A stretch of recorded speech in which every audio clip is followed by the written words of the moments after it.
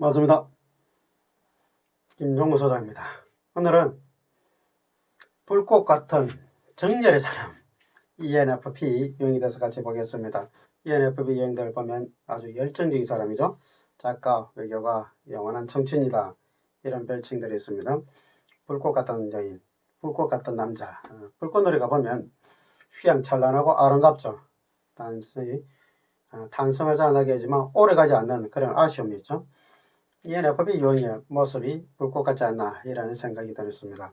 우리나라 별명으로는 냄비 근성이 있다, 이렇게 표현하기도 하는데, 빨리 끓고 빨리 식는, 이게 ENFP의 한 모습이기도 합니다. 영원한 청춘, 상당히 사춘기의 어떤 모습을 죽을 때까지 좀 유지하는, 사춘기 시절에 좀 이렇게 좀 업돼 있고 좀 어디로 튈지 잘 모르고 에너지가 이제 상당히 이 불꽃같이 피는 그런 모습이 있죠. 그런 모습이 사춘기 때만 있는 것이 아니라 할아버지 할머니가 돼도 그 모습을 유지하는 사람, 그게 ENFP의 모습입니다. 약 6% 정도 분포를 가지고 있는 사람들이고, 아주 신선하고 기발하고 생기발랄하고 아주 사람을 좋아하고 또 친절한 모습을 가지고 있습니다. 마크 트웨인, 톰 소의 모험 작가로 이제 알려져 있습니다. 왕자의 거지, 이런 작품들도 있죠. 오스카 와일드, 아일랜드 작가입니다. 행복한 왕자 작품이고요. 월트 디즈니 애니메이션은 문학적 상품으로 이제 만들어낸 사람이죠. 우리가 잘 알고 있는 미키 마우스, 도널드 덕, 이런 아주 ENFP의 특성을 잘 드러내는 그런 캐릭터들을 많이 만들어냈습니다.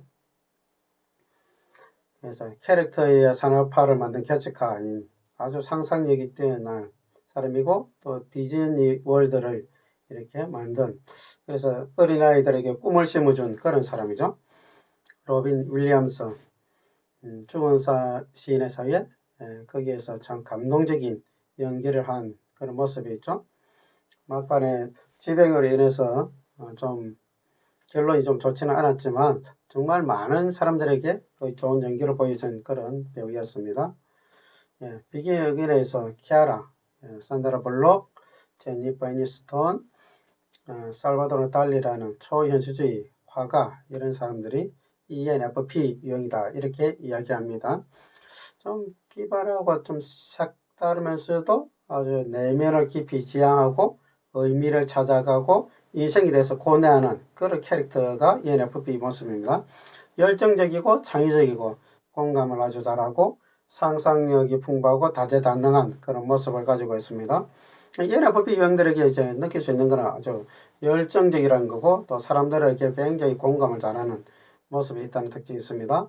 호기심이 많고 친절하고 자유롭고 활력이 넘치고 사춘기 같은 그런 모습을 가지고 있습니다. ENFP 유형들 아주 잘 먹습니다. 누구에게나 개방적이죠. 그래서 사람들을 편견을 가지고 대하지 않는 아주 개방적인 사람이고, 어떻게 보면 외모나 경제적인 여건이나 그런 걸 가지고 사람을 따지지 않고 그냥 사람을 그 자체를 좋아하는 아주 좋은 모습을 가지고 있습니다. 가정에서의 모습은 동기부여를 아주 잘하고요. 자녀들에게 또 배우자에게 그 가능성에 어떤 성장 가능성을 말로써 아주 격려를 잘하고 동기부여를 잘합니다. 이 동기부여의 달인에 ENFJ가 있었죠. ENF라는 이 코드가 ENFP, ENFJ, 이 사람들을 보면 참 동기부여를 잘합니다. 예술적인 사람입니다. 개선해야 될 점은 우선순위를 이제 정해야 되는데요. 워낙 하고 싶은 게 많은 사람이고, 또 만나고 싶은 사람이 많은 사람이고, 또 아이디어도 이제 많이 생기고, 이러다 보니까 우선순위를 정하지 않냐면 우물을 많이 파는데 물을 구경하지 못하는 그런 낭패를 당하기 쉬운 기질입니다. ENFP 유형을 우리 해석할 때 첫 번째는 이제 각 지표 각각을 가지고 해석하는 거죠. 첫 번째 이제 E 외향, N 직관, F 코드 감정, P 인식, 이 네 가지 코드 하나를 가지고 이제 해석하는 건데요.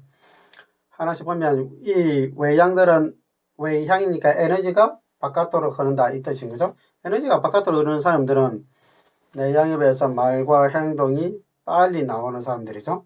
내향들은 에너지가 안으로 들어가기 때문에 생각을 하고 나서 말을 하거나 행동하는 사람이지만, 외향들은 이 말하는 과정이 생각하는 과정이 됩니다. 그래서 말과 어떤 생각이 동시다발적으로 표현될 수 있는 그런 기질인 사람이죠.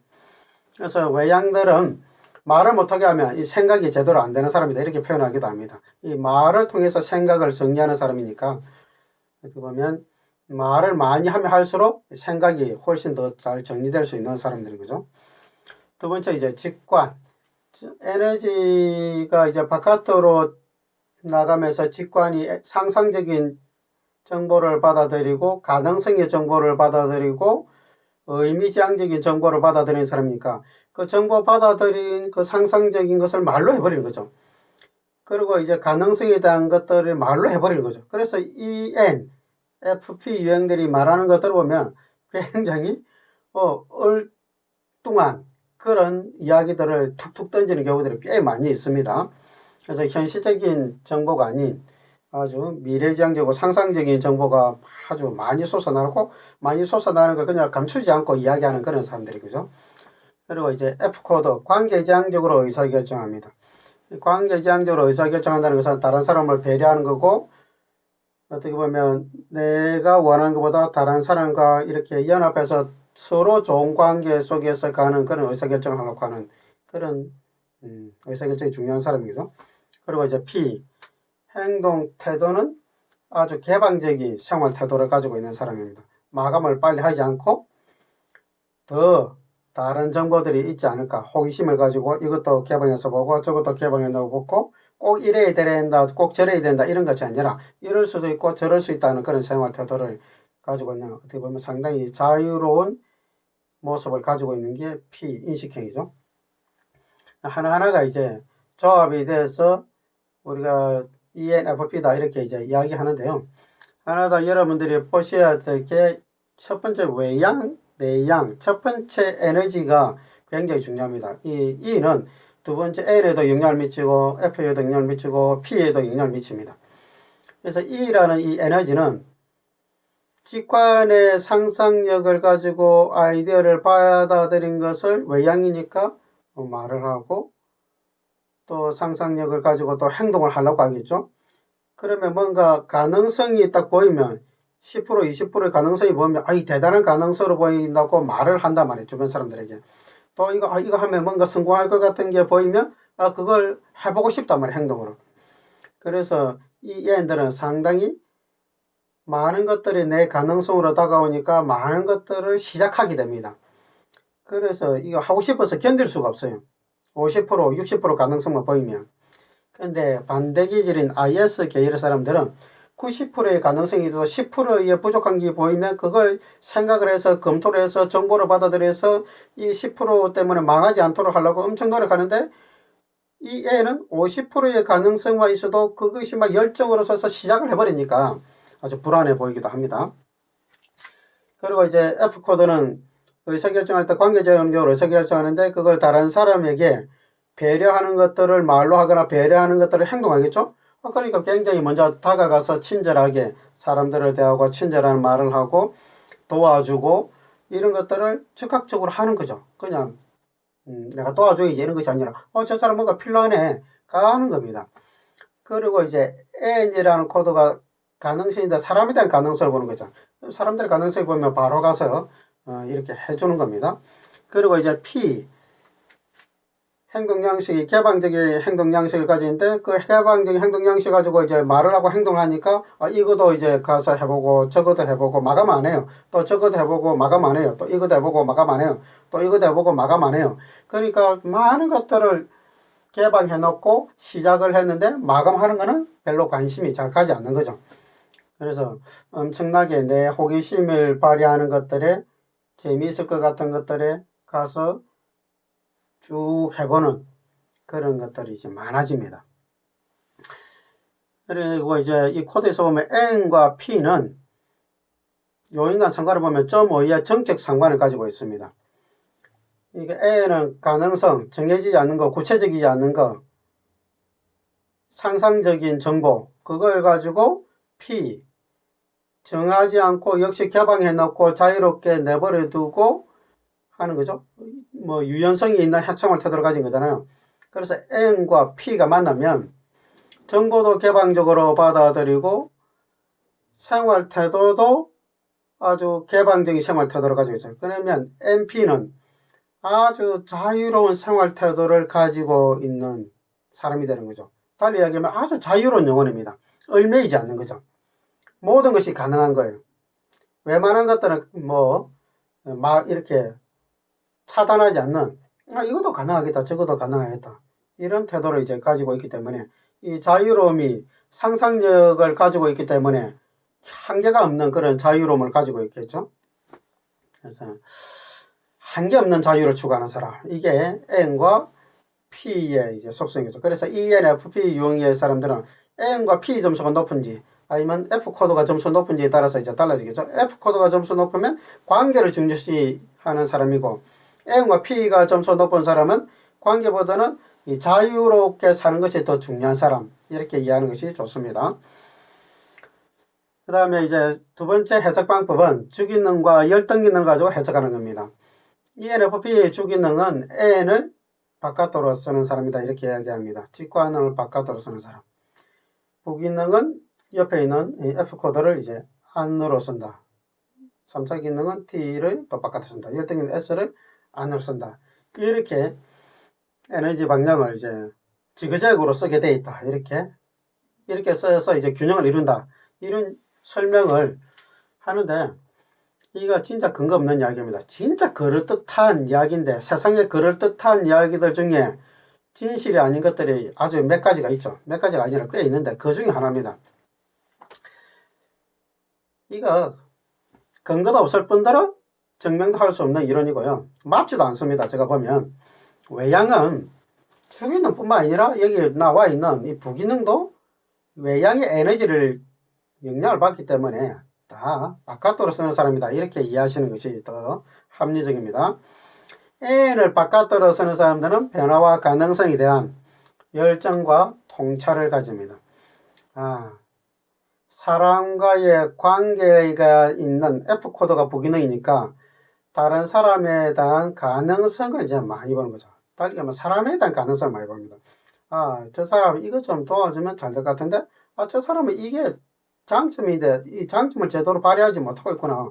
이 장점을 좀 발휘할 수 있도록 끌어내주면 정말 잘 될 것 같아. 이런 것들이 잘 눈에 들어옵니다. 그래서 그걸 다른 사람에게 말로 잘해줘요. 그래서 동기부여를 잘한다 뜻입니다. 근데 열등기능이 SI다 말이에요. 열등기능이 SI면 구체적인 정보를 다루는 것이 약하다, 이 뜻입니다. 열등하니까 잘 놓치다는 거죠. 가능성을 잘 보는데 이 가능성을 이루기 위해서 필요한 구체적인 단계나 정보들을 고려를 잘 하지 않는다. 그것이 신경이 잘 안 간다, 이런 뜻인 거죠.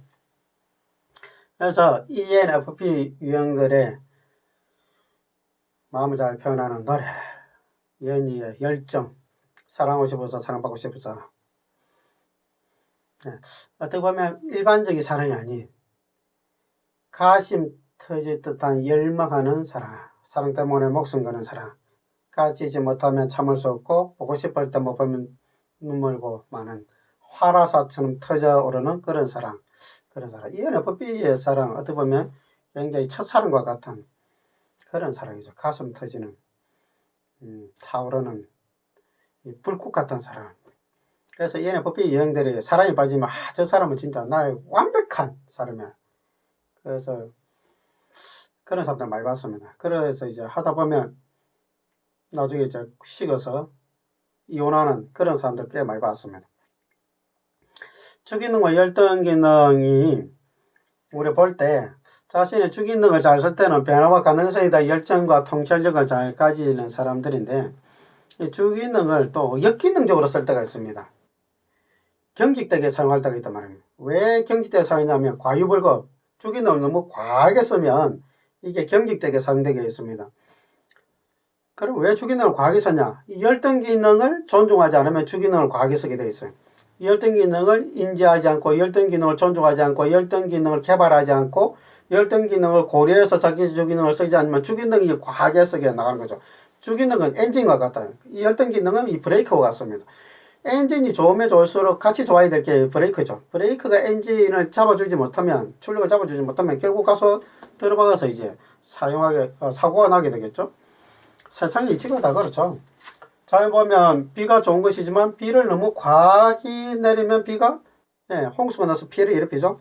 바람도 마찬가지입니다. 바람이 너무 과하게 불면 태풍이 나서 피해 일으키잖아요. 우리 인체도 그렇습니다. 우리 인체가 면역 기능이 있잖아요. 이 면역 기능이 너무 과하게 발휘하면요, 정상세포도 죽입니다.